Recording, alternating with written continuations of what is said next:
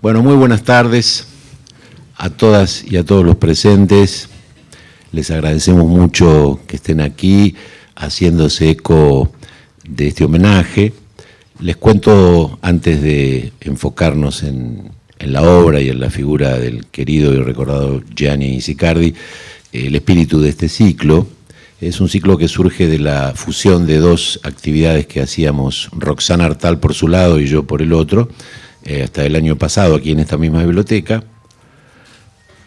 ¿Hay algún teléfono que está sonando por allí? Sí. Cuando empecemos formalmente y se grabe en el video, va a ser mejor que no ande haciendo travesuras ese aparato. Muchas gracias. Les decía entonces que este ciclo es la fusión de lo que hacía Roxana Artal por su lado y yo por otro. Ahora es el Coliseo de Poesía Aventuras del Verso Argentino, que coordinamos juntos. Roxana no está aquí hoy por motivos muy alegres y felices. Fue madre hace muy poquito y está entonces ensimismada en el cuidado de esa hermosa criatura que se llama Facundo. Pero está aquí obviamente en espíritu, en la complicidad con la que juntos ideamos las actividades de este ciclo. El ciclo tiene varios ejes. Uno de ellos es el rescate precisamente de figuras de la poesía argentina, poetas que o bien no han sido leídos como se merecieron en su momento, o que lo fueron en su momento pero dejaron de serlo, cosa que en realidad le cabe a casi todos y todas, ¿no? Porque cuántas obras de cuántos poetas y cuántas poetas quedan de lado por estrategias, movimientos más o menos deliberados o distracciones también más o menos casuales de los que establecen lo que se lee y lo que no se lee. De modo que con ese espíritu vamos rescatando, y también con un espíritu claramente federal, porque hemos hecho homenajes aquí a poetas de Salta, como Jacobo Regen, de Tucumán, o, bueno, en realidad de Córdoba, pero radicado en Jujuy, como Néstor Gropa, o del sur argentino, como Irma Acuña, poetas santafesinas como Estela Figueroa, o rosarinos como Francisco Gandolfo. El otro eje del ciclo es recuperar lo hecho por las revistas que los poetas cada tanto hacemos para que justamente nuestra palabra no se disperse demasiado y las discusiones y los puntos de vista de cada grupo de poetas establezcan un diálogo con la de otros grupos contemporáneos o como una apuesta hacia el futuro. Así hemos hecho homenajes a la revista Martín Fierro, a la revista Poesía Buenos Aires, a las revistas diversas, revistas vinculadas con el surrealismo que piloteó el gran Aldo Pellegrini, a El Lagrimal Trifurca del propio Francisco Gandolfo, o la revista Tarja que llevó adelante Néstor Gropa con otros poetas de la región del noroeste. Y nuestra idea es llegar hasta las revistas de la actualidad. Otro eje del ciclo tiene que ver con discusiones de actualidad, para no quedarnos solamente en el pasado, cómo circula la poesía, cómo hoy puede ser enseñada, cómo funciona hoy la poesía en la librería, cómo es hoy traducir poesía en la Argentina, etc. Y el otro eje es cuando la poesía se casa o tiene como amante alguna de las otras actividades artísticas y se convierte en canción o en performance teatral o en actividad plástica o de otro orden. Así es como hace una semana o dos hemos homenajeado en el Museo del Libro y de la Lengua de esta biblioteca la gran obra de Susana Tenon a través de una maravillosa performance que hizo María Inés Aldaburu, y así siguiendo. Pero hoy nos convoca el enorme, querido y recordado Gianni Sicardi. Yo no voy a entrar en detalles porque no me corresponde a mí más que incentivar e invitar a los que van a participar hoy en la mesa, definir en profundidad la obra de Gianni. Me defino simplemente como un fervoroso lector de su obra y alguien que lamenta no haber tenido la ocasión de conocerlo personalmente, porque todos los comentarios que me llegan de quienes sí lo conocieron son de una persona entrañable, ¿no? Que además de dedicarse a la poesía con una discreción ejemplar, que lo mantuvo, tal vez por eso, no diría en un segundo plano, pero como en la banquina de esa gran avenida de la poesía, pero por decisión propia, porque tuvo desde luego el reconocimiento de sus pares mientras vivió, pero decidió, además de haber pasado muchos años sin publicar poesía, mantener su obra a salvo justamente de las componendas, las sociedades de socorros mutuos, como suelo llamarle yo, que a veces establecen los escritores y escritoras entre sí, ¿no? La obra de Gianni es una obra que nace en esa generación, en esa década del 60, donde toda una generación casi masivamente se volcó a una poesía notable, ejemplar, pero eminentemente política, y en cambio la poesía de Gianni, como por otros caminos, la de la propia Susana Teno o Alejandra Pizarnik, no es que se desentendieron de la actualidad, ni mucho menos, pero hicieron ingresar esa actualidad con menos urgencia, con menos perentoriedad y menos evidencia que en la obra, por ejemplo, de un Juan Gelman o un Roberto Santoro o un Luis Lucci. Gianni nació en Banfield en 1933 y falleció aquí en Buenos Aires en el año 2002. Trabajó en publicidad y periodismo y fue además, como habrán comprobado o sospechado por algunas de las fotos que se están exhibiendo en ese loop que organizamos a partir de un hermoso material que me acercaron sus hijos, en particular Eugenio Sicardi, aquí presente en la mesa. Creó y dirigió con otros poetas revistas de poesía como Juguete Rabioso, 1960, Baires, 1963, Zunda, en 1966, que luego también se transformó en editorial, y las editoriales, además de Zunda, Aldabón y Mano. Y fue un gran traductor de poesía, en particular de la poesía escrita por poetas italianos en esa lengua, como Eugenio Montale, Salvatore Quasimodo, Cesare Pavese, Saverio Bolaro, Cátulo, que escribía no en latín, no en italiano, sino en latín, y Francesco Petrarca, que fue uno de los que inauguró la poesía italiana en tal cual la conocemos hoy, ¿no? La obra poética de Gianni consta, pueden ver las tapas también en el video que se está exhibiendo, de los libros. Bueno, primero formó parte de un libro que reunía obras de otros poetas, que se llamó Cinco Poetas, y luego los libros que publicó individualmente son Conversaciones en 1962, Travesía en 1967, Ella en 1989, Fragmentos en 1995, que obtuvo el segundo Premio Municipal de Poesía, y El Mirlo, publicado en el año 2000 y luego publicado en inglés en Estados Unidos. En 2019 el Instituto Lucelli Bonadeo publicó en una hermosa edición la poesía completa, la producción completa de Gianni, porque también incluye ensayos, textos en prosa que son sumamente jugosos e interesantes. Hoy nos acompañan aquí Susana Machó, aquí junto a mí, estudió diseño gráfico y publicidad, se desempeñó como docente entre 1987 y 2019, tiene una marca personal en su biografía en la relación con Gianni, porque integró el taller de Gianni Sicardi, tuvo un taller durante muchos años, muy recordado y del que salió gente muy valiosa. Desde 1993 hasta 2001 estuvo en el taller de Gianni. Ha publicado los libros Travesía, precisamente un libro colectivo que hicieron junto con otros miembros del taller, y Bajo la intemperie del sol, y tiene varios libros inéditos, entre otros Bajo la misma intemperie, Cofre familiar y Captura. Actualmente se dedica, además de la escritura, a la pintura. Osvaldo Picardo, un querido amigo de hace mucho tiempo y que solo por una casualidad topográfica se encuentra a mi extrema derecha, fue docente e investigador universitario, fundador y exdirector de la recordada editorial de la Universidad Nacional de Mar del Plata, EUDEM. Es editor de una revista de poesía magnífica que se llama La Pecera, muy hospitalario espacio que en su momento existió en papel y hoy existe como revista digital.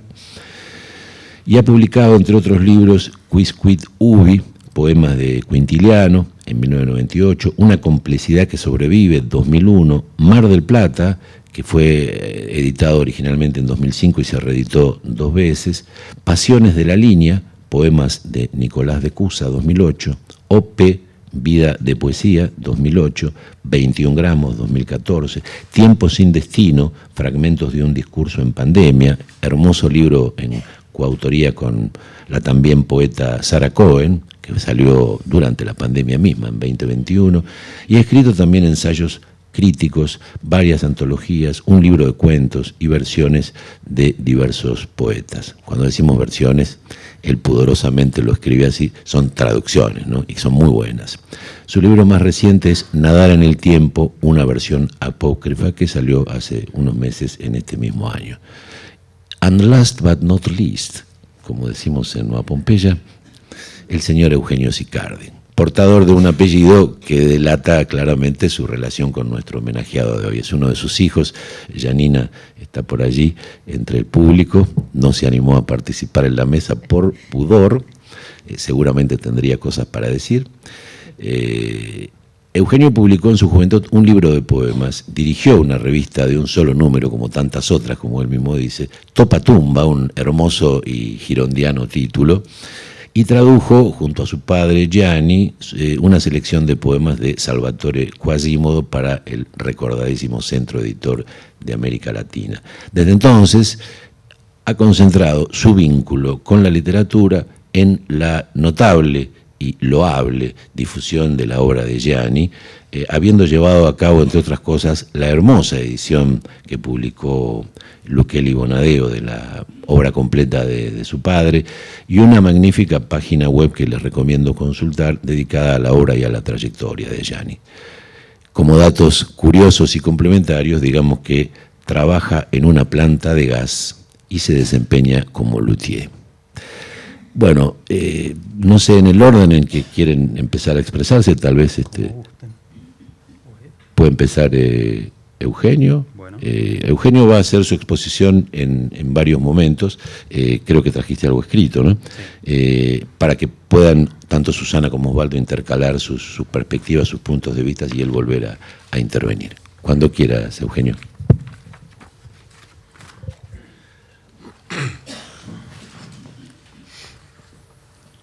Bueno, primero quería agradecer a Guillermo por permitirnos estar hoy acá en este espacio maravilloso homenajeando a Gianni junto a Osvaldo y Susana. No podría haber soñado nada mejor realmente. Gracias a vos. Y primero quería referirme un poco a la obra de Gianni y después a algunos aspectos de su vida. Antes que poeta, Gianni fue un incansable lector y fundamentalmente un estudioso de la poesía. Desde su juventud hasta su último día, estudió obsesivamente los elementos que componen un poema. Intentaba descifrar el misterio de la poesía, los motivos por los cuales se produce esa chispa entre algunas palabras que hace que se conviertan en un poema que nos emociona, y no solo una sucesión de frases cortadas antes de terminar el renglón. Esa fue la convicción que lo llevó a los 22 años a irse de la casa de sus padres para seguir el camino de la poesía. Su planteo fue: sentía que no sabía nada de la poesía, por eso en un acto simbólico tiré por el inodoro todos los poemas que había escrito a los 15 años. Partí de cero y me dije: no voy a escribir una sola línea hasta no aprender de qué se trata la poesía. Según su relato, pasó 2 o 3 años viviendo en una pensión miserable, leyendo y estudiando poesía, diseccionando las obras de los grandes poetas, intentando comprender el valor y la utilidad que tenían para él no solo cada palabra dentro de un poema, sino cada sílaba y cada sonido de una palabra. Así fue como comenzó a atisbar y desarrollar sus ideas sobre los elementos que componen un poema. Estudió en profundidad el ritmo, la estructura, la imagen y el discurso, elementos que él consideraba fundamentales para la creación del lenguaje poético, que aplicó en su propia poesía y que en los últimos 10 años de vida transmitió en su taller literario. Pero quien mejor puede hablarnos de eso es Susana, ya que ella fue su discípula y conoce perfectamente sus ideas.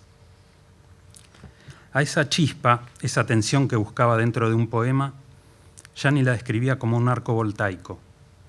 en el que las palabras no deben ser tan cercanas entre sí como para no generar nada, o sea, imágenes obvias, pobres, ausentes de riqueza, ni tan lejanas como para generar imágenes absurdas, totalmente carentes de sentido.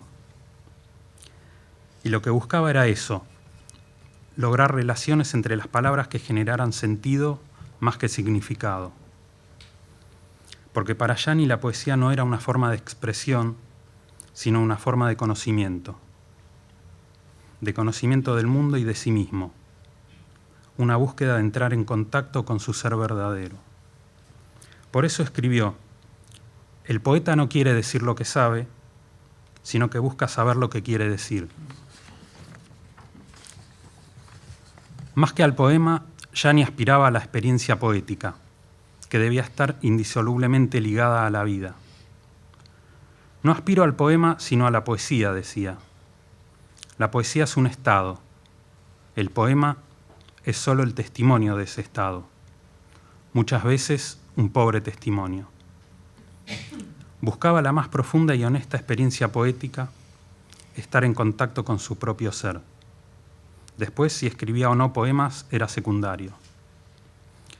Pero ese encantamiento está sometido constantemente a los atropellos del mundo, al despotismo del pan cotidiano, a la constante letanía del levántate y anda. Y por eso el poeta crea un mundo con sentido que se opone al patético sinsentido del mundo. Aspiraba también a que su poesía fuera fluida como el habla cotidiana, y de hecho su primer libro se llama Conversaciones.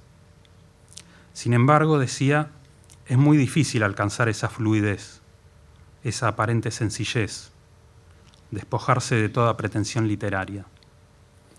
Y tal vez se refería a eso cuando escribió en Palabras sueltas uno de sus últimos poemas. Quizá algún día escriba un poema sin saber que es un poema. Quizá algún día logre escribir un poema que se convierta en piedra.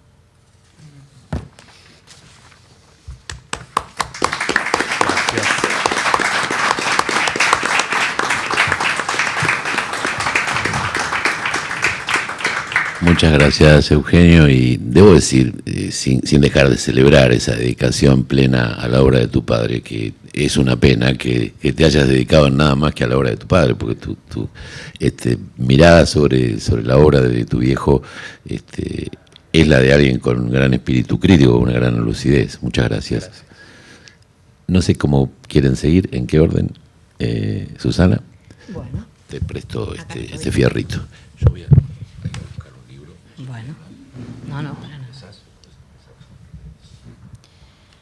Hola. Voy a empezar con unos versos de Gianni, de un poema suyo que se llama Una tarde en Ecuador, un poema inédito. Y Ecuador es en el lugar a donde empezó el taller. Puedo transmitir mi experiencia en el taller, porque todos los que estamos acá conocemos a Gianni, y especialmente a través de su obra.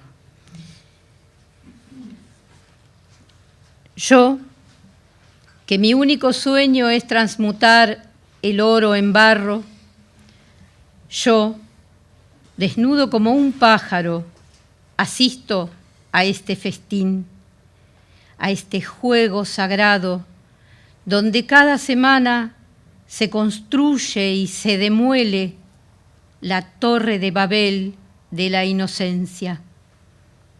Los ciegos suelen ser excelentes médiums.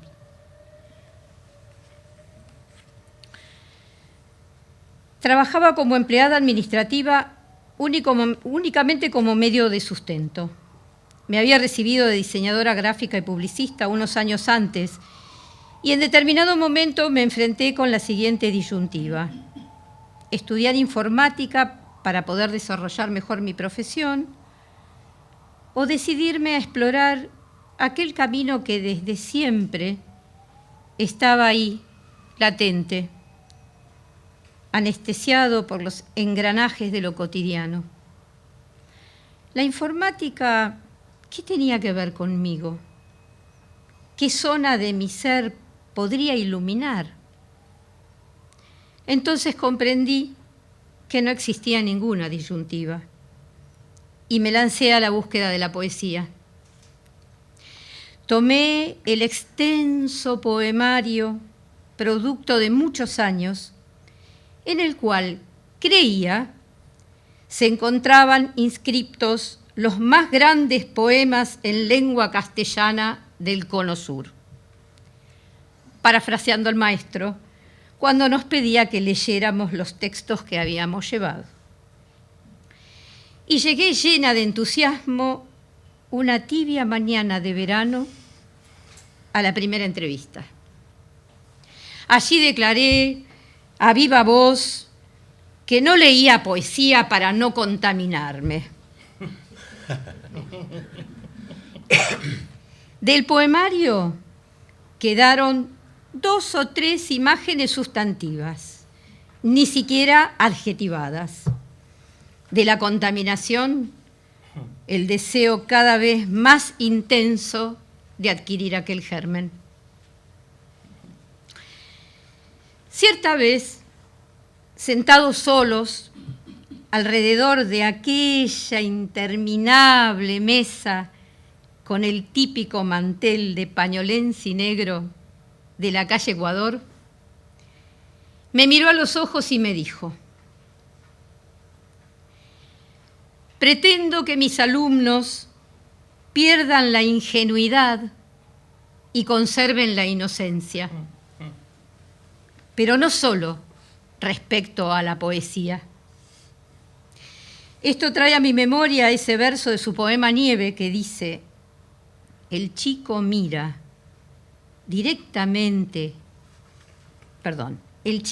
al sol directamente a los ojos y hace nevar. Qué lindo. Qué hermoso. Hasta ese instante, yo había estado como espiando por el ojo de la cerradura. Yani abrió las puertas. Ahí nací y Yani fue mi padre. Y ese chamán que había en él comenzó a sembrar en mí sus conocimientos. Saber desde dónde escribir, sentarse en la silla correcta, aceptar las propias limitaciones, porque eso permite explotar el don con naturalidad. Aprender a conversar con nuestro ser esencial, conocer sus secretos, desarrollarlo. Acceder a ese estado alterado de conciencia donde nace el poema y reconocer que el poema es un testigo pobre del momento que lo generó. Yani era un verdadero chamán, combinando poemas con la música, con el cine, con juegos de palabras. Iba transformando las jornadas en expediciones hacia el inhóspito territorio del lenguaje. Con genuina modestia invocaba a la poesía y ella siempre acudía a la cita. Porque, como decía Roberto Juarros, el poeta debe ser un vidente, no con un sentido mágico o adivinatorio, sino como algo más simple, el que ve más allá de las apariencias, como una visión verbal, como si viera también con las palabras. Yani veía con las palabras, amaba, vivía, vive y vivirá siempre en el perfume de sus palabras.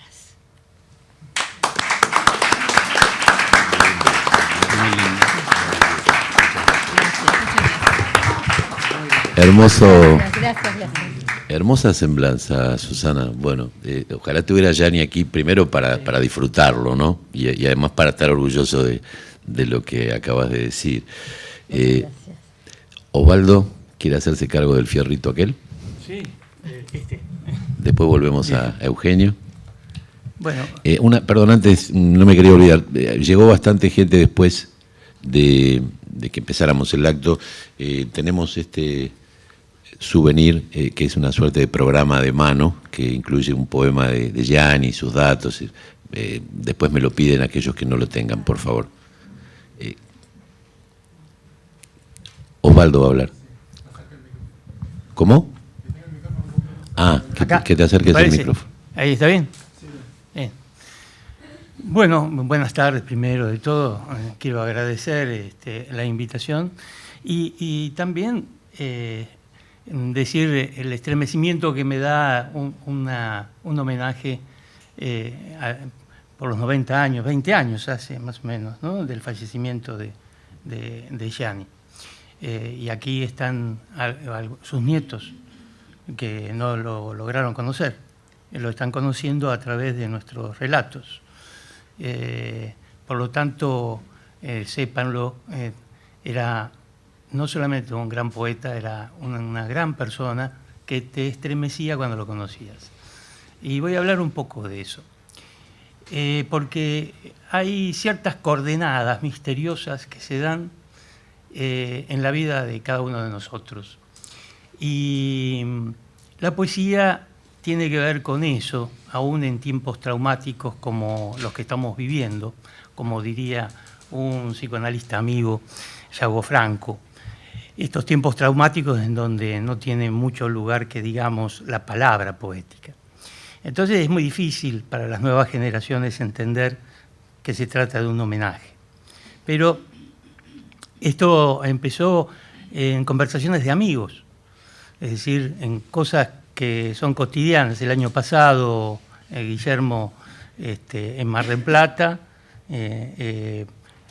invocamos a este hombre extraordinario que fue Gianni Siccardi, y luego lo convocamos a Eugenio, que no lo conocía yo, así que esta es otra de las coordenadas que se juntaron gracias al nombre de Gianni y gracias a que yo lo conocí en un festival de Rosario, un festival de poesía de Rosario, donde se hacían festivales de poesía donde eran multitudinarios.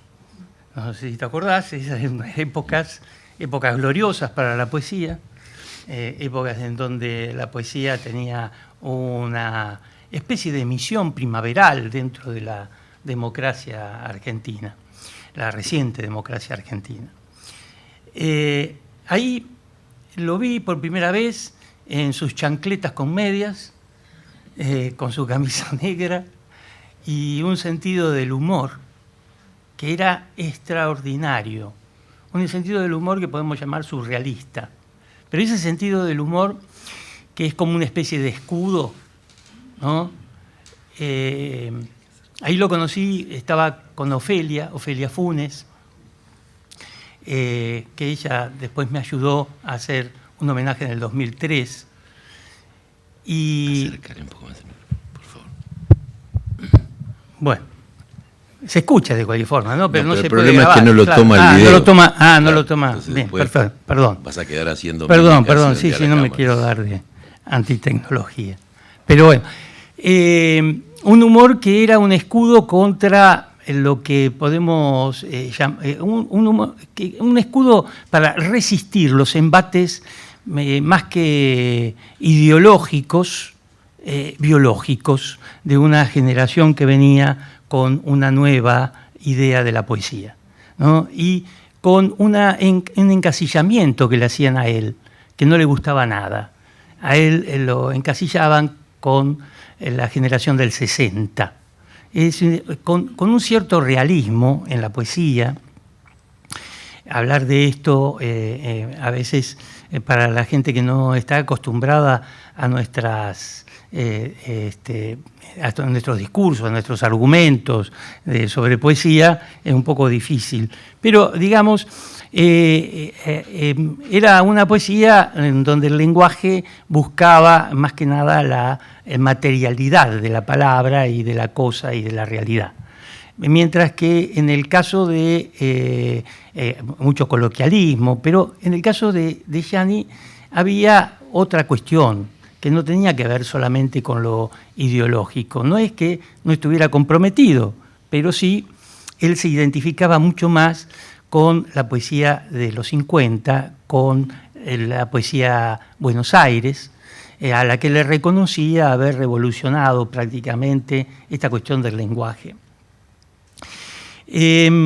Pero no quiero adelantarme mucho, yo soy bastante desordenado hoy, no voy a ser tan ordenado como los que me precedieron, son notas las que tengo acá un machete para ir siguiéndolo, pero hay una cuestión que tiene que ver con ese encasillamiento, es decir, en la poesía, en la literatura, todo el lenguaje académico, toda la vida académica nos lleva a determinar como casillas, como este pertenece a esta generación, este pertenece a este movimiento, a esta corriente, y en realidad no es así.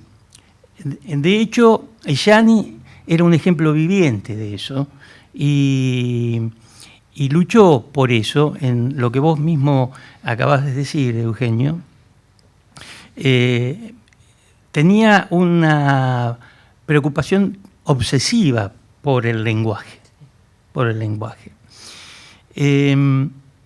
No obstante, él, y lo cita Ofelia en el pequeño ensayo que publicó en La Pecera en el 2003, que dejemos de lado los discursos académicos para los intelectuales, yo solo soy un poeta.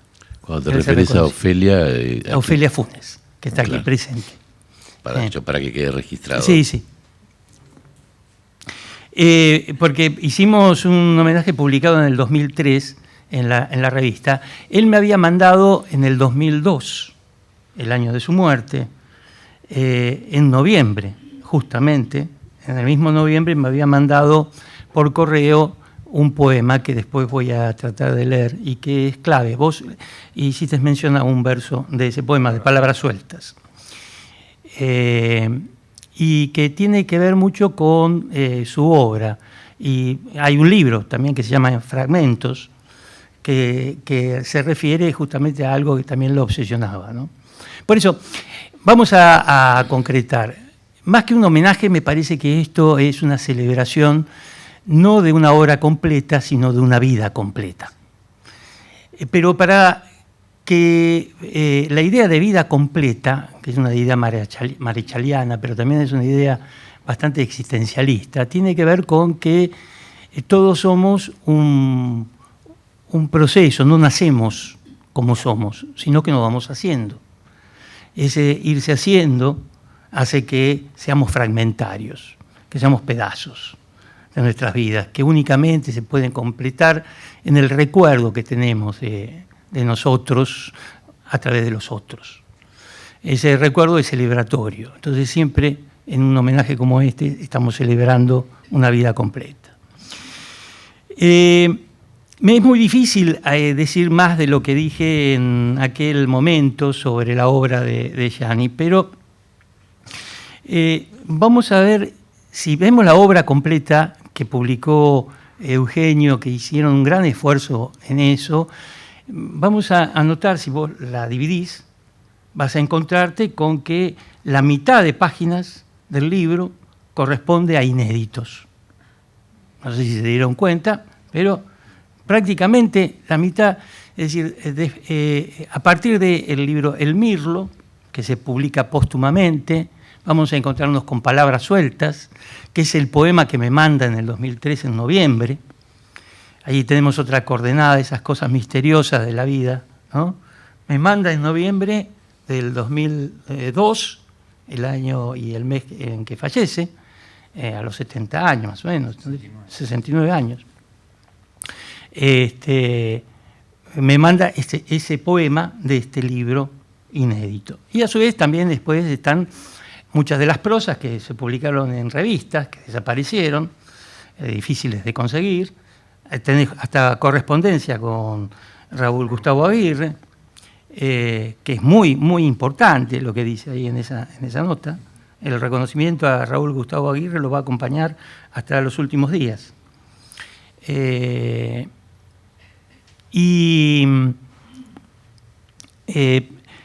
eso tiene que ver justamente con esta cuestión de lo que yo les decía, de una vida completa, pero que se va haciendo poco a poco y que la mayoría de las cosas quedan prácticamente en lo que no escribimos. Les voy a leer la última parte de Palabras Completas, de Palabras Sueltas. Y que si después tenemos tiempo se lo leo todo. Porque tiene que ver con esto que estamos hablando. Es mi letra, la reconozco, pero no reconozco esas palabras, solo signos o huellas, mensajes que yo no sabía que eran mensajes, pequeños, minúsculos fragmentos que están ahí como piedras. Y yo no sabía que eran piedras. Si hubiera sabido que eran piedras, no hubiera podido escribirlos. Cuando escribo una palabra, no sé que será solo una palabra. Cuando empiezo a escribir una frase que no termino, no sé qué quedará sin terminar. No sé qué se convertirá en piedra. Quizás algún día escriba un poema sin saber que es un poema. Quizás algún día logre escribir un poema que se convierta en piedra. Y acá tenemos algo que, aparte de las palabras sueltas, a palabra de esto de no saber qué cosa es el poema, las paradojas que se van a dar permanentemente, conjuntamente con figuras como el retruécano, como paralelismo, repeticiones, todos recursos musicales, ¿no? Que no solamente son la música de las palabras, sino de las frases, sino la música del pensamiento, que lo vamos a ver muy patente, muy maduro en ese libro inédito que es El Mirlo. El Mirlo. Pero preguntémonos antes, ¿qué cosa es una piedra? ¿Por qué una piedra? ¿Qué significa piedra? Bueno, están todos los simbolismos ahí, y Yani acude a eso.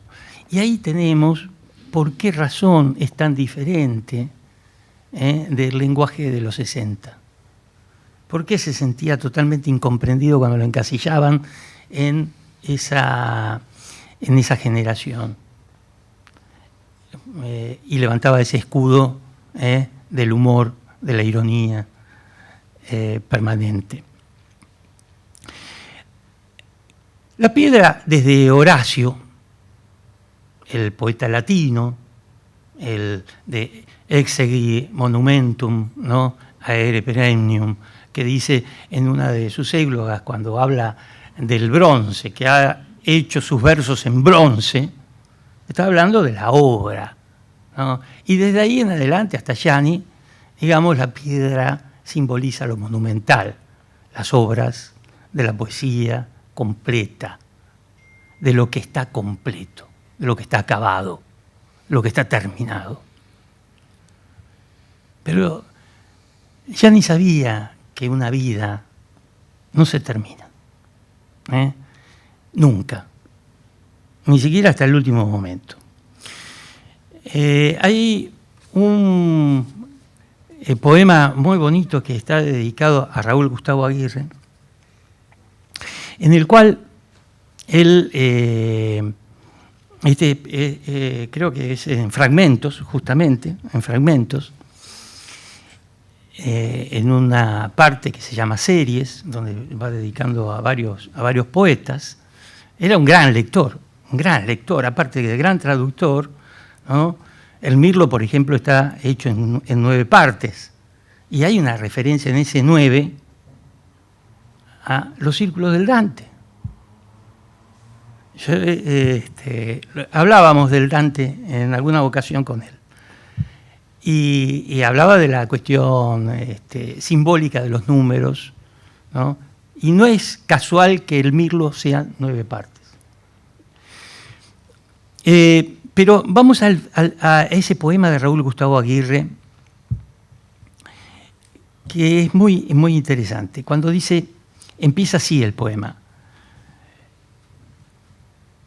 para que entre la poesía, cierro la puerta de mi casa.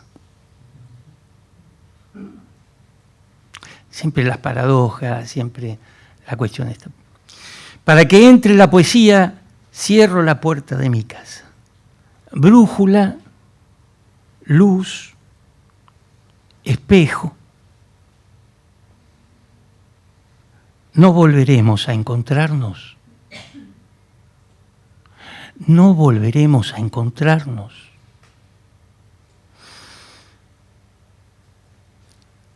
Otro de los versos que está en ese poema hermoso dice: porque solo puede morir lo que está muerto. Y termina diciendo algo que es muy bonito. Aparece una voz clarividente en el poema, que lo guía, ¿no?, en el poeta.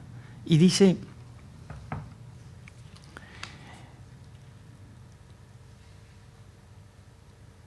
la poesía es esa voz clarividente que dice que volveremos a encontrarnos. Responde a la pregunta. Volveremos a encontrarnos.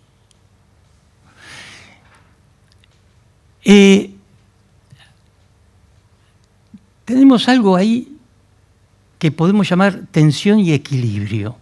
Cada poeta, todos poetas, busca un equilibrio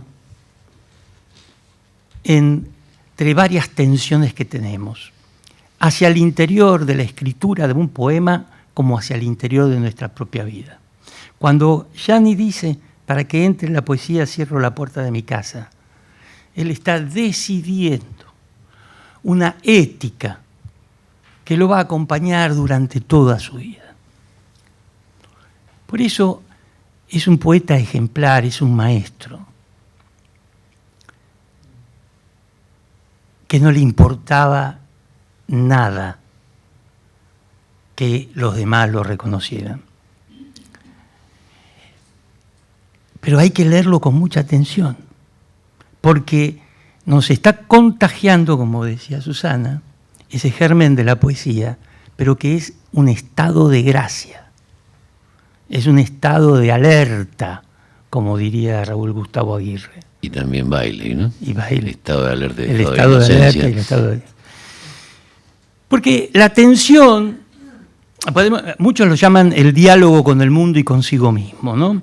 Esta cuestión, más o menos, Mike Sarton, en un libro hermoso, en un ensayo que se llama La Escuela de Babilonia, habla de que más o menos a los 40 años, yo creo que hoy en día, gracias a las redes sociales, mucho antes, el poeta o el escritor o el artista tiene que decidir en un momento determinado, y ahí está la tensión entre la vida privada y la vida pública. O se dedica a hacer conferencias, charlas, talleres, es decir, a ejercitar la actividad social, o se dedica de alguna manera a escribir. Pero estos dos polos tienen que buscar un equilibrio. Tienen que buscar un equilibrio. En los 60 se dio esta discusión entre vida y arte, entre realidad y lenguaje.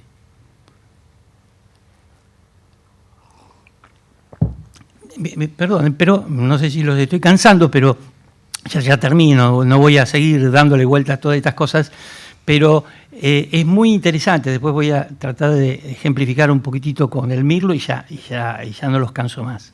Pero me parece que es muy importante porque ya que estamos haciendo un reconocimiento y un recuerdo de Gianni, en la obra de Gianni está esto, no se ha estudiado demasiado.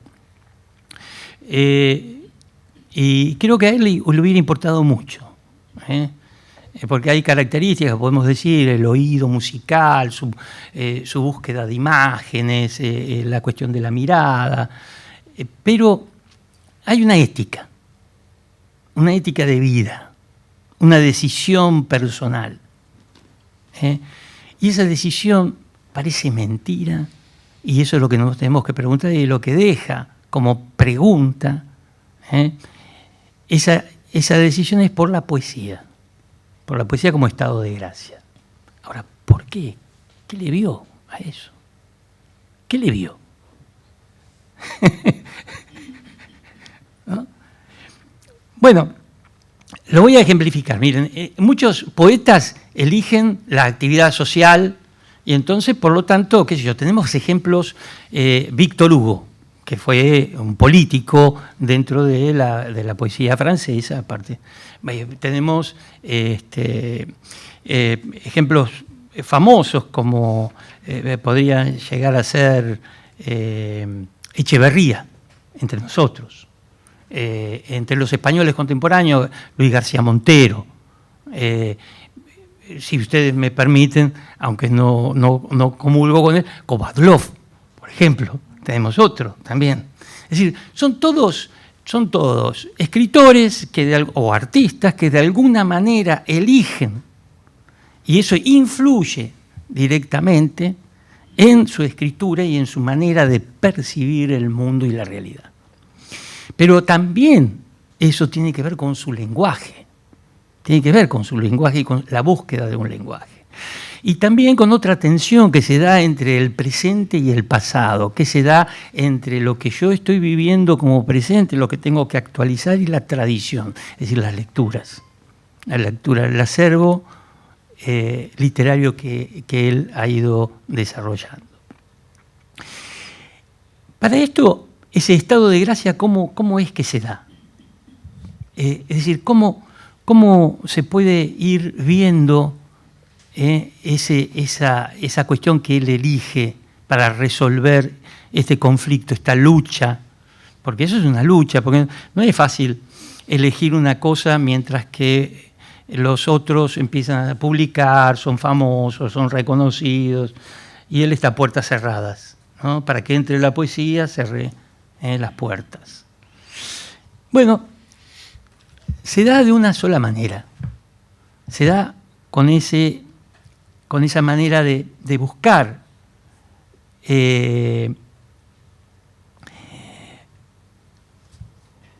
voy a leerles un poema, miren, voy a ejemplificárselo. En el Mirlo, en la primera parte del Mirlo, se llama Descubrir un Mirlo. Son 9 partes, Descubrir un Mirlo. Dice, cuando descubre el mirlo flamea en la bandera de la lluvia. El mirlo nada en el naufragio de la lluvia. Si cerramos los ojos lo vemos, ¿no? Si cerramos los ojos lo vemos.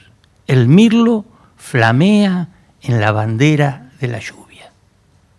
El mirlo nada en el naufragio de la lluvia.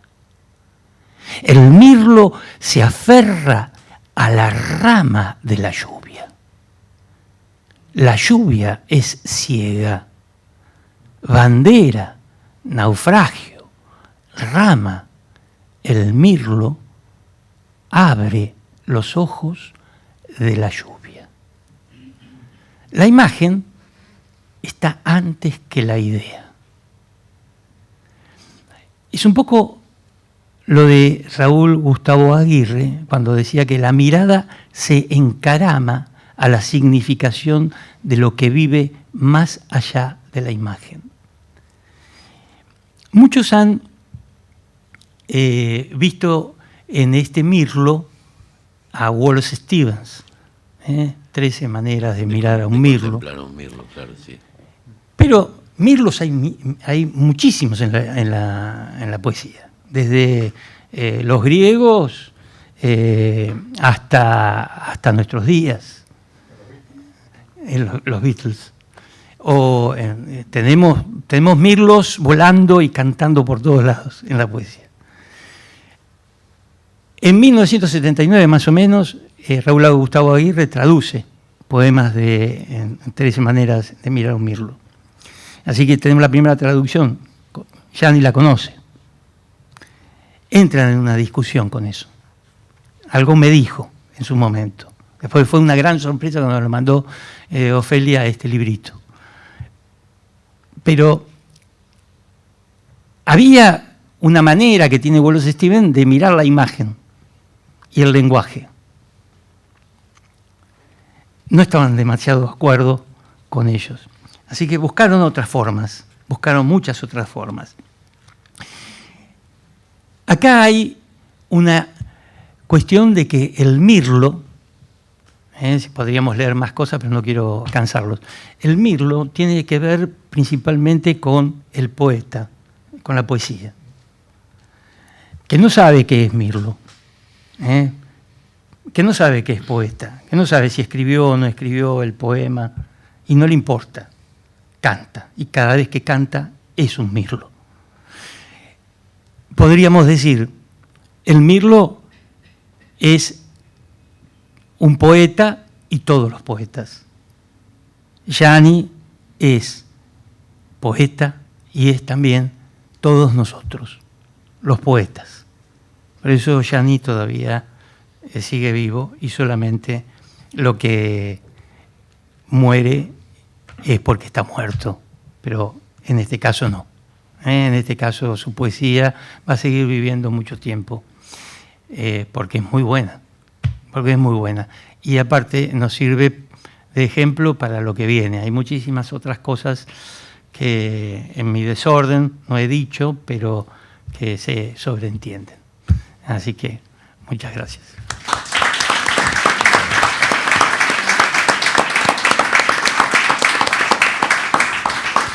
Muchas gracias, Osvaldo.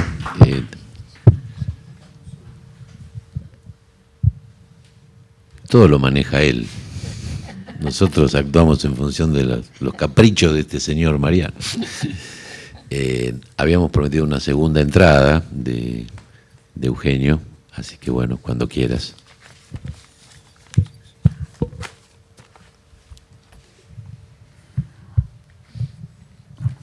Bueno, ahora voy a hablar de algunos aspectos un poco más mundanos de Gianni. Algo que siempre llama la atención es que a pesar de haber dedicado la mayor parte de su vida a la poesía, Gianni haya escrito tan pocos libros. Solamente 7 libros en 40 a 45 años. Debo confesar que en parte fue por mi culpa y la de mi hermana. La década del 60 fue muy productiva para Gianni, ya que participó en 2 libros colectivos, publicó sus 2 primeros libros individuales y fundó o participó en varias revistas y editoriales de poesía. También se casó y tuvo 2 hijos. Esos fueron años de pura bohemia. Vivíamos en un departamento en Bartolomé Mitre y Riobamba que se caía a pedazos. Literalmente se caía a pedazos. Según me han contado, un día, yo tendría 1 o 2 años, y se cayó un pedazo de techo sobre mi cuna cuando yo no estaba. Así que Gianni consideró que ese era el momento de abandonar la bohemia y se puso a trabajar en publicidad. Eso fue altamente positivo para mi bienestar, pero desastroso para la poesía, ya que dejó de escribir durante más de 10 años. En la década del 70 prácticamente no escribió nada, y para colmo en una mudanza perdió todos los poemas que había escrito hasta ese momento que estaban inéditos. Afortunadamente en la década del 80 volvió a escribir y ya no dejó de hacerlo. Como comentaron, además de poeta, Gianni fue traductor de poetas italianos, especialmente de Eugenio Montale, que era uno de sus poetas preferidos, y de hecho me llamo Eugenio por Montale. Y además de poeta y traductor, también fue cantante de ópera y profesor de canto lírico. Recuerdo haber sido despertado en varias oportunidades por yo los llamaba aullidos de mi padre, en sus sesiones de vocalización, intentando alcanzar un do de pecho. Por otro lado, para ganarse la vida desempeñó varios trabajos, entre los que me atrevo a nombrar fue empleado de seguros, vendedor domiciliario, periodista, humorista y, como ya mencioné, redactor publicitario. Como redactor publicitario escribió algunos anuncios muy recordados, como el que decía en 3 minutos calentamos el ambiente, que era de Caloventores Aurora. Sí, que esa frase Maravilla. se siguió repitiendo durante muchos años. y también fue redactor de campañas políticas para candidatos a presidente de la Nación y a gobernador. Pero lo que a mí más me inquietaba era la cantidad y sobre todo la calidad de los proyectos que desarrollaba, pero no concretaba. Recuerdo, por ejemplo, el empeño con que llenaba hojas y hojas de números, estadísticas y probabilidades que anotaba con la intención de descubrir un método para ganar a la quiniela. Lo que nunca pude comprender es por qué jamás fue a una agencia a jugar ni siquiera un número. Quizás es como decía antes, más que el poema aspiró a la poesía, bueno, quizás más que a ganar dinero en la quiniela aspiraba, no sé, a entender cómo ganar. Seguramente lo importante era el camino, el aprendizaje y no la línea de llegada. Aunque quizá todos esos proyectos se resuman en una frase que le gustaba decir: el azar es la nostalgia del futuro. Por cierto, lamentablemente no encontró ese método. Y en este punto hay que decir que la vida de Gianni no estuvo plagada de grandes acontecimientos. Él mismo decía que su biógrafo, si es que alguna vez existiera una persona capaz de emprender esa absurda tarea, no tendría demasiado material para su trabajo. Incluso era completamente abstemio, no toleraba el alcohol, pero no por una férrea conciencia moral, sino porque lo encontraba horriblemente fuerte. Lo más fuerte que tomaba era Coca-Cola, a la que llamaba su Borgoña infantil artificial. Solamente hay una anécdota que debería ser incluida en esa utópica y breve biografía. Era el año 63 y había un gobierno de facto. Gianni era amigo de Juan Gelman, así que le pidió a Gelman que le diera algunos poemas suyos para publicar en una de las revistas en las que estaba participando. Gelman le dijo que sí, que pasara a buscarlos por su oficina. Y en ese momento Gelman trabajaba en una agencia de noticias llamada Agencia Nueva China de Noticias. Gianni fue, golpeó la puerta y le abrió un caballero uniformado. Gianni preguntó: ¿está Juan Gelman? Sí, cómo no, pase. Adentro había más uniformados realizando un procedimiento y se lo llevaron detenido. Contaba Gianni que en el trayecto se fue comiendo su agenda para no comprometer a los amigos. Estuvo detenido 15 días y le hicieron juicio. En esa época hacían juicio todavía. Lo juzgaron y lo absolvieron. Pero lo más curioso de todo es el delito del que lo acusaban. Lo acusaron de ser espía chino. ¿De qué se ríen? Es obvio, si alguien va a una agencia china de noticias es un espía chino. Pero yo nunca pude entenderlo, a quién se le pudo ocurrir acusar a Gianni de ser espía chino. Yo no conozco ningún espía chino de verdad, pero cuando Gianni me contaba la historia trataba de imaginarme cómo podría ser.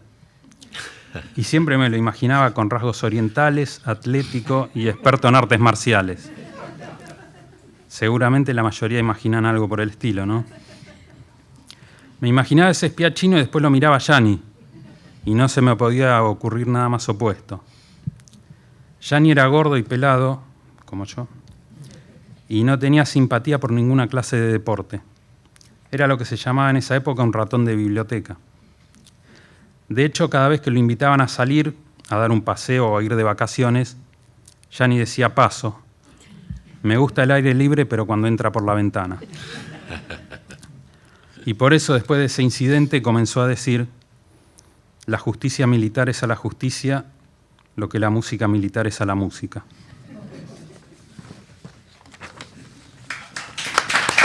Gracias.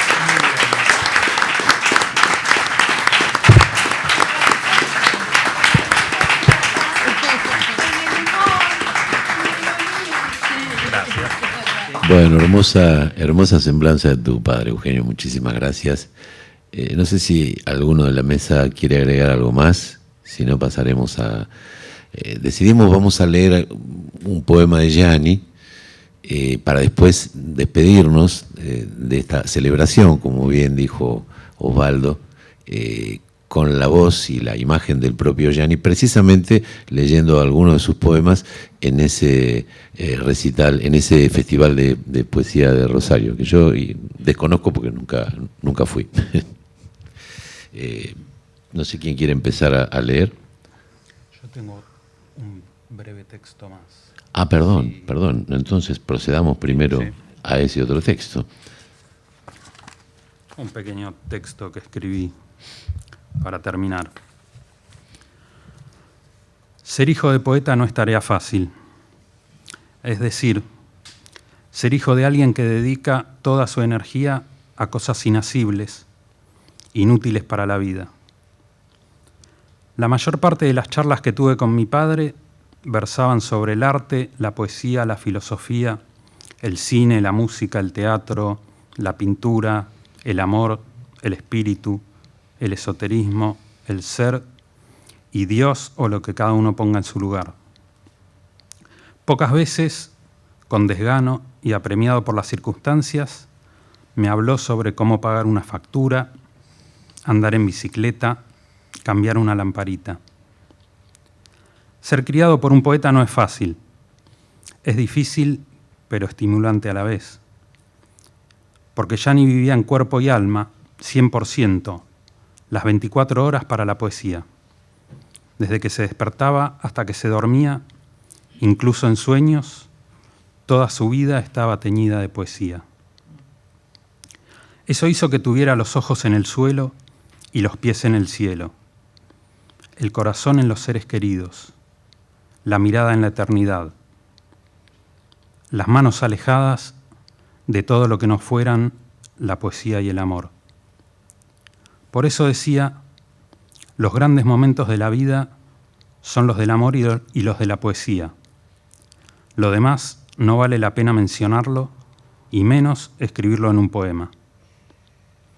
Y yo puedo asegurar con total certeza que sus grandes momentos fueron los de la poesía y el amor.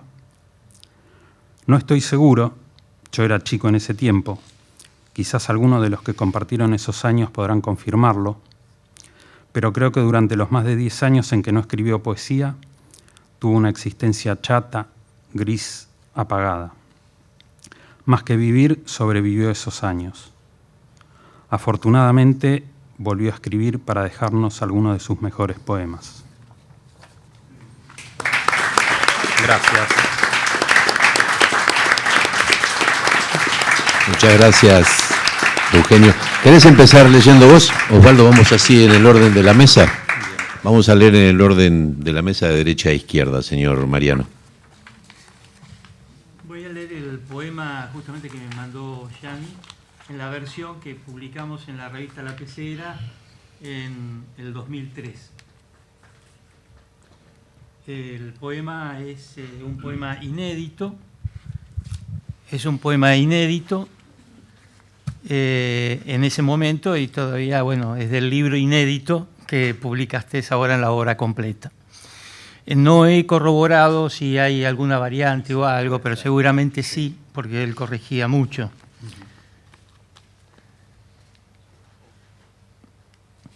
Se llama Palabras Sueltas, que es el poema que le da nombre a todo el libro.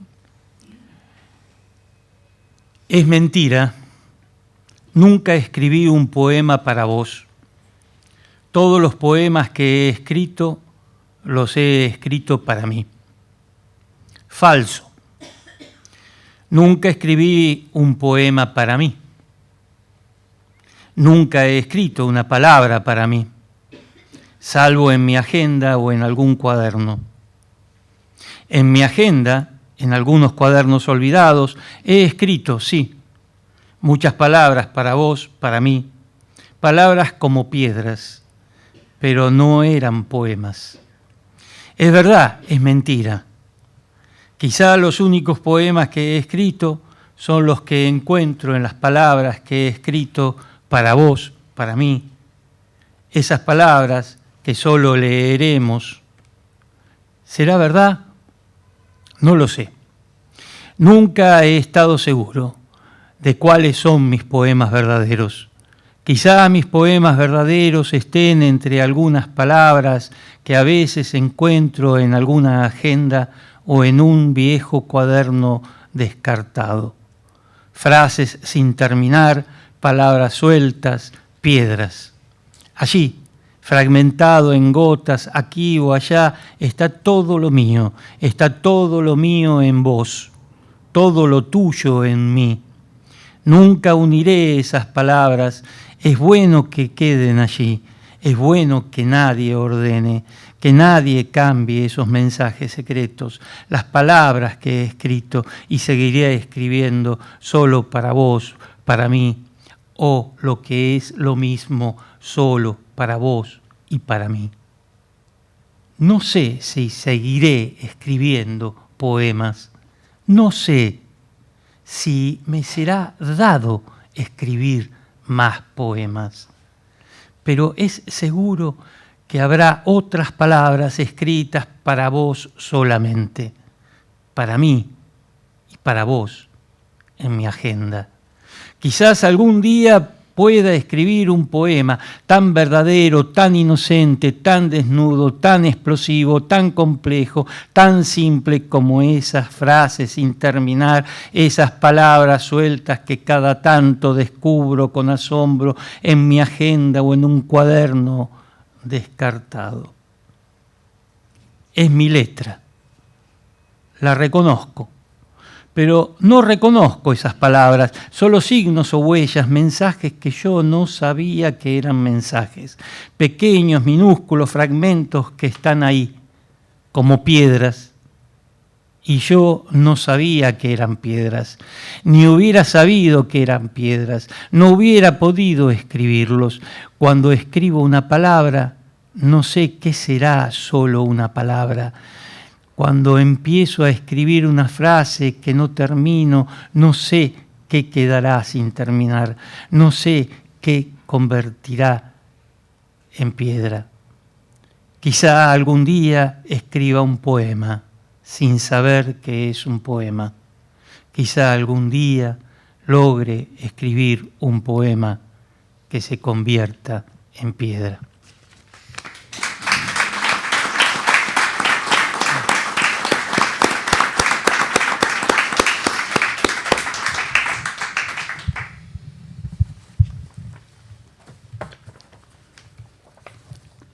Ella sin. A raíz de sus ojos es que las cosas, en realidad, ella solo se ausenta de sus. Cuando llega atiborrada de vacilantes, cuando anda por el día como por una, cuando atraviesa la noche con sus enormes, no hay silencio que no la.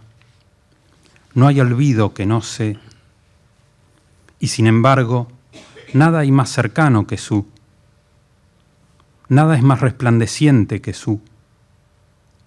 Hasta su nombre está hecho para la, aunque a veces no sé si todo esto no es más que una que el viento puede, y yo que tanto, y yo que tanto.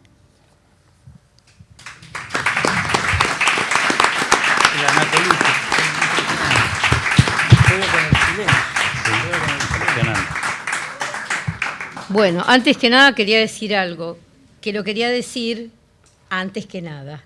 Y era agradecer a Eugenio y agradecer a todo esta enorme celebración, ¿no? Este enorme y hermoso homenaje, y me siento realmente conmovida, por eso enmudecí, creo, de estar acá.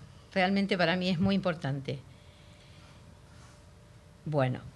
Me asusté cuando acá Osvaldo mencionaba el poema a Raúl Gustavo Aguirre, que casualmente es el que yo elegí para leer. Ah, buenísimo. Me asusté, pensé que lo habías elegido vos también. No. Bueno, a Raúl Gustavo Aguirre. Para que entre la poesía, cierro las puertas de mi casa. Brújula, luz, espejo. ¿No volveremos a encontrarnos?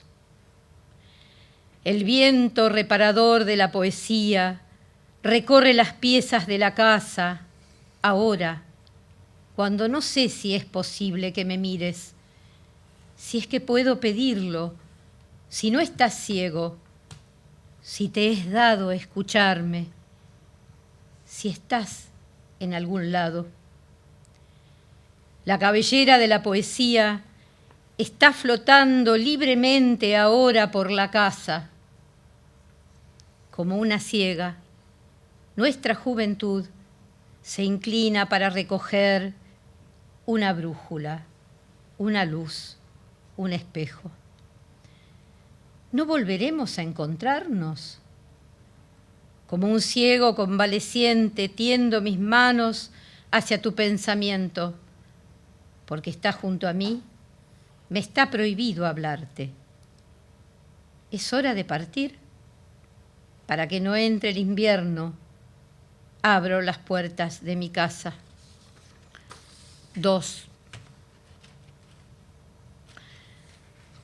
Dos pequeños poetas caminan juntos en la noche.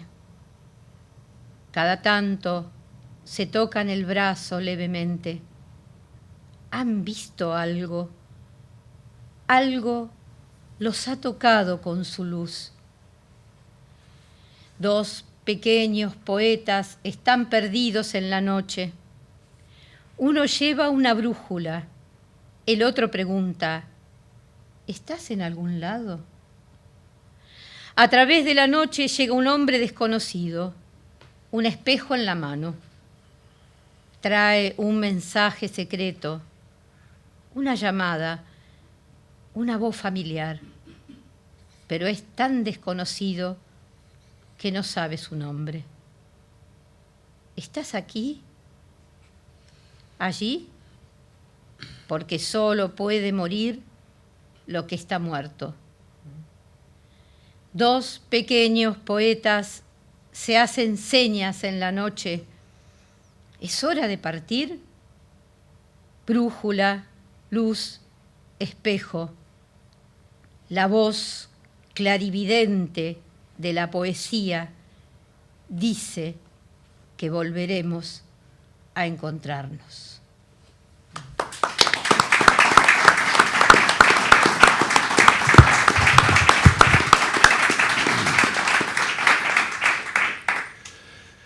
Arte poética, incluido en el libro Fragmentos, publicado en 1995, dedicado a Roberto Brullón. No tengo un mensaje secreto, ni gestos, ni salmos, ni verdad, ni certeza. Pero cuando el olvido va hacia el sur, mis pies van hacia el norte. Mi vida no es un ejemplo, ni regla, ni armonía. Mi pasado cabe en una caja de fósforos, pero mi futuro flota en la eternidad. Y si no puedo probar lo que ha sucedido, es porque no tengo la cabeza construida con el pan cotidiano. Mis días no corren por el espléndido rostro del presente y nunca acierto a poner mi mano sobre la tierra, justo cuando caen las primeras gotas, de modo que mi cuerpo sigue sus costumbres, sin esfuerzo, ni audacia, ni plan, ni sensatez. Camino bajo una mirada protectora, mezclando lo verdadero con lo falso con lo verdadero, embriagado por el perfume inacible del ocio, errando aquí y allá, persiguiendo la droga de la palabra, la luz de la palabra, la alegría de la palabra.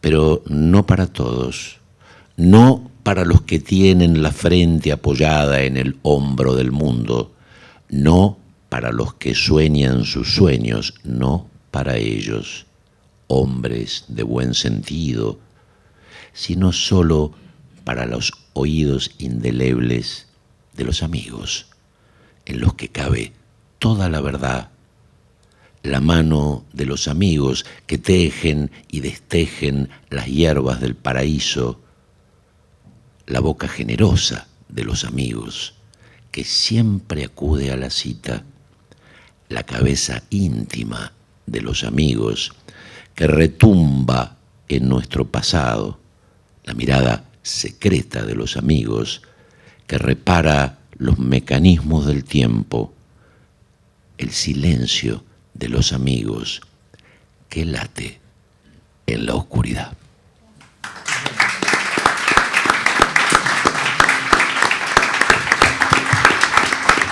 Muchas gracias por la escucha. Vamos a cerrar como prometimos, escuchándolo al propio Gianni. Mariano, si podés apagar la luz de sala, así se aprecia mejor el video.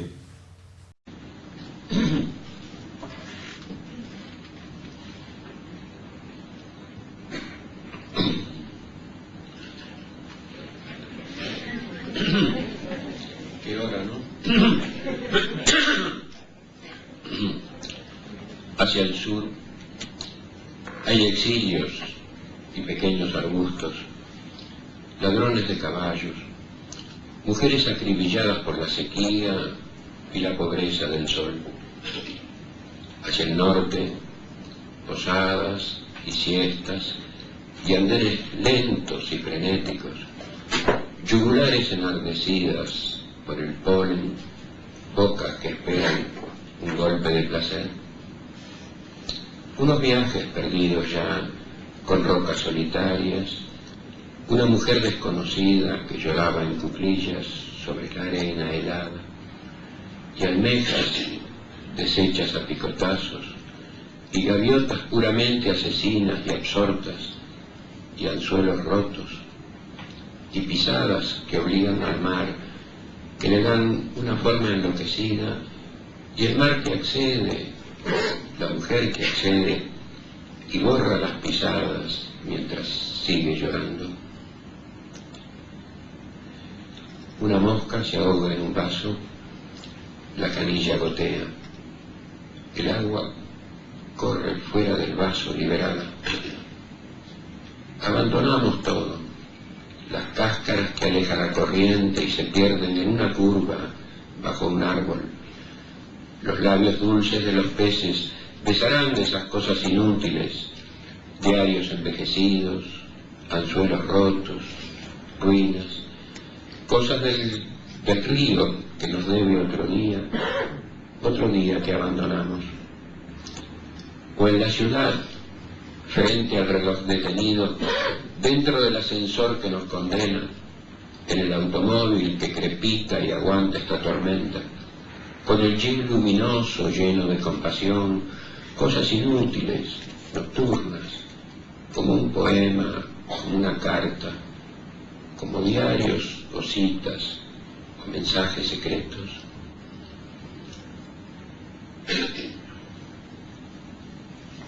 Escucho lo que está cerca mío, veo mi vida y otras vidas complicadas con las cosas de la noche, con lo que va quedando. Pero ¿qué haremos cuando se acabe todo esto? Cuando vayamos cayendo o eligiendo, cuando digamos una calle olvidada, una mujer extraña. Aquí, en esta encrucijada de palabras y errores, golpes desconocidos, intenciones fugaces, aquí, cerca de todo recuerdo, de lo que se calla y atormenta, aquí, en esta región abandonada por los otros, donde parece no haber nada sino habladurías y perfume, aquí vivimos, aquí encontramos un clima, una paciencia. Hemos pasado hambre, conocemos lo que es posible conocer, carecemos de lo que es posible carecer. Tenemos lo que reencontramos, tenemos lo que perdimos y abrazamos, tenemos la confusión. Hemos abierto los brazos, hemos abierto las manos, dejamos mucho mundo para los otros, el puerto y los hoteles de paso, la noche que no era para mí, algunos pueblos de polvo y de traiciones, los caminos, lo que nos llena de terror.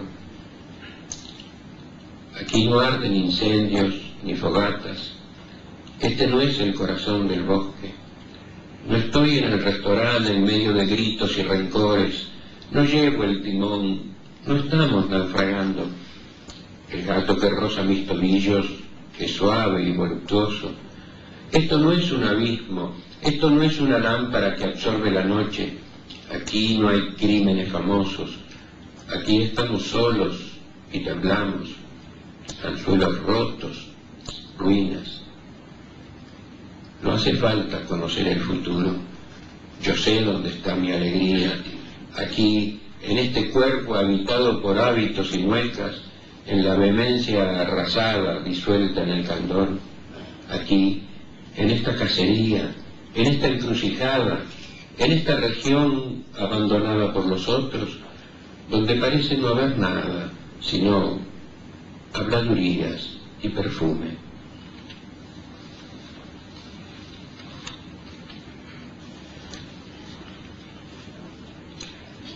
Estas son las palabras que amo.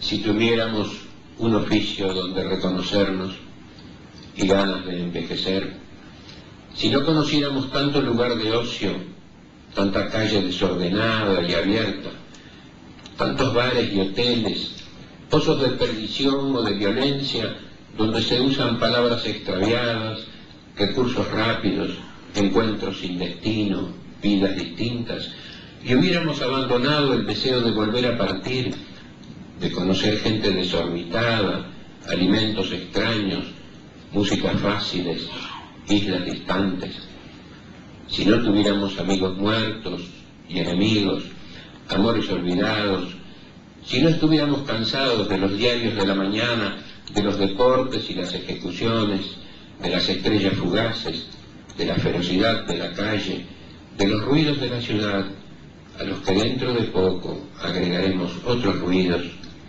dejando que el reloj de la cocina, que el sol recorran estas piezas, tus cosas y mis cosas, que entren aquí el calor y los gritos, que nuestras pobres cosas sean azotadas por el sol y los malentendidos, que entre aquí la violencia y se vaya, sin saber que aquí un día entraron la desesperación o el amor o algo que se desesperaba por darse como el amor.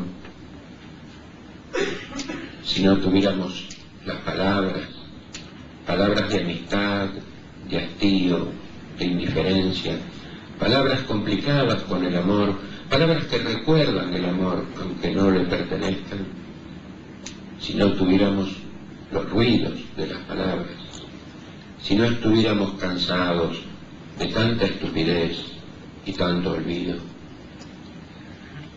Has pasado a mí, tu soledad que no comprendo, ha pasado a mi soledad que no comprendo. Aunque siempre estás entre el ruido de mis palabras, he encendido este fuego para reconocerte.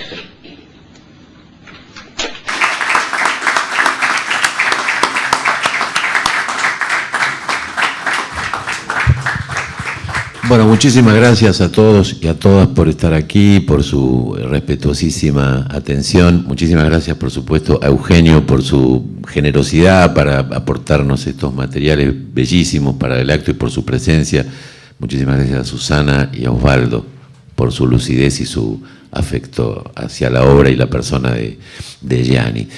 Muchísimas gracias a toda la gente que trabaja en la biblioteca, la gente de sala, de prensa, de comunicación, de imagen y sonido, a los sonidistas y a toda la gente que hace posible, en un momento en que tanto se denosta el empleo público y el trabajo en el Estado, homenajes como este son posibles porque el Estado los garantiza.